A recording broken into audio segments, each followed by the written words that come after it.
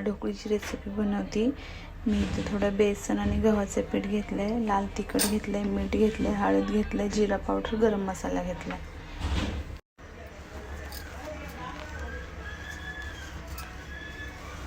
इथे मी मसूरची डाळ घेतली, मूग डाळ घेतलं आहे, तूर डाळ घेतलं आहे, थोडेसे हरभरा डाळ घेतलं आणि थोडे शेंगदाणे घेतले.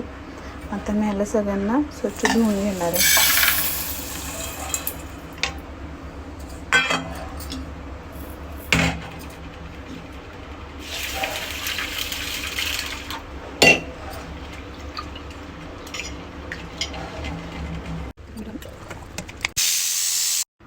बारीक चिरलेला कांदा घेतला आहे, 2 मोठे टमॅटो घेतलेत बारीक चिरून, कढीपत्ता, कोथिंबीर आणि सुक्या लाल मिरच्या, त्या लाल तिखट, जिरा पावडर, थोडं गरम मसाला आणि थोडं हळद आणि चिंचेचा गुळ घेतला आहे. ही डाळ शिजून झाली आपल्याला, मऊ शिजली चांगली.